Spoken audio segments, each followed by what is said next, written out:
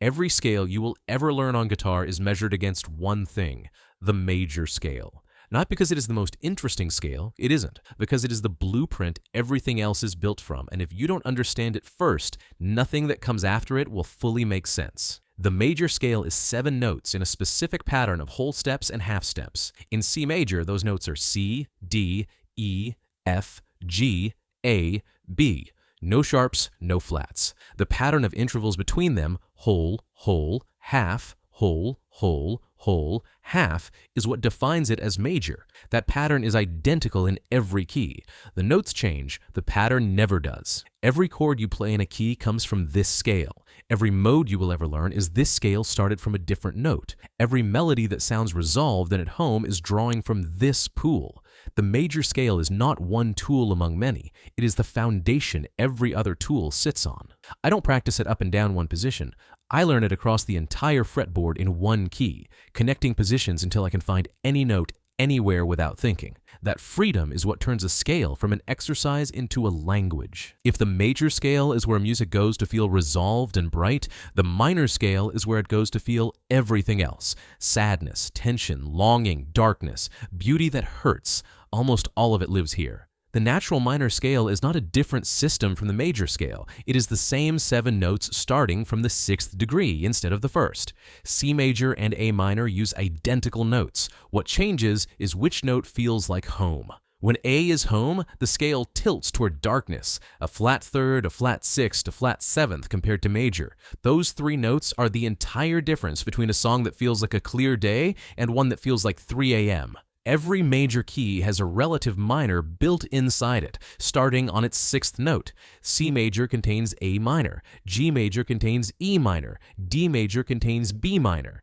If you know your major scales, you already know your minor scales. You just need to change which note you treat as home. That is not a theory trick. It is how the fretboard actually works, and understanding it doubles your harmonic vocabulary instantly. There is a reason the pentatonic scale is the first scale almost every guitarist learns. Not because it is easy, though it is, because it works over almost everything almost all the time with almost no theoretical knowledge required to use it musically. The minor pentatonic is the natural minor scale with 2 notes removed, the 2nd and the flat 6th. What is left is 5 notes that sit so comfortably over minor chord progressions that you can play them in any order, at any speed, and land anywhere without clashing.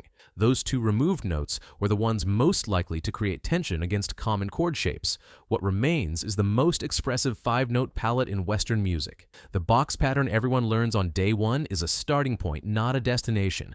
There are 5 pentatonic positions covering the entire fretboard, and connecting them is what frees you from the sound of someone pacing inside a small room. Every guitarist who sounds stuck in their solos is stuck in one box. Every guitarist who sounds free has learned to move between all 5. The major pentatonic, built from the 1st, 2nd, 3rd, 5th, and 6th of the major scale, is the sound of country music, early rock and roll, every melody that sounds simple and inevitable. 2 pentatonic scales, 5 positions each, and between them they cover the majority of guitar music ever recorded. The blues scale is the minor pentatonic with 1 note added. That note is the flat 5th, sometimes called the blue note, and it sits exactly halfway between the 4th and the 5th of the scale, right between stability and resolution.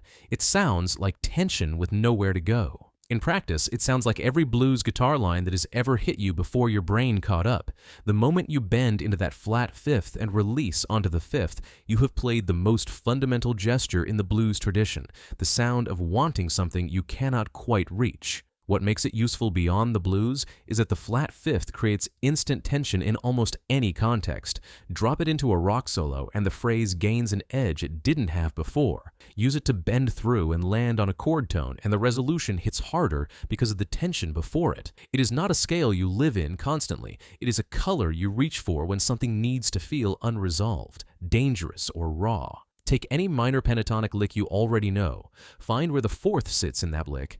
Add the flat 5th right before you land on the 5th. Play it again.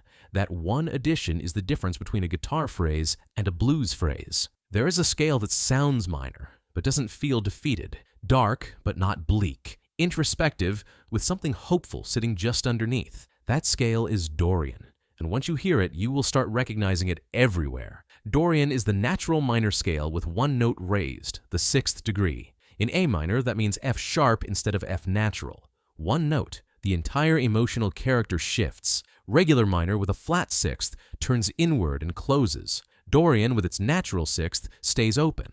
A minor scale that hasn't given up yet. This is the sound of Oye Como Va by Santana, So What by Miles Davis, Comfortably Numb by Pink Floyd, where Gilmour uses Dorian phrases inside a minor context to create that luminous, almost hopeful quality inside what should be pure darkness. When a minor scale sounds more alive and searching than sad and resolved, you are almost certainly hearing Dorian. Practice it over a minor chord drone, one chord, sustained, while you explore the scale above it. Your ear will feel the shift immediately. Natural minor settles and closes. Dorian lifts and stays open. That distinction felt rather than memorized is how a mode stops being a concept and starts being something you actually reach for. Drop a song in the comments that uses Dorian. And if you can name one song for every scale in this video, your knowledge of guitar scales is genuinely complete.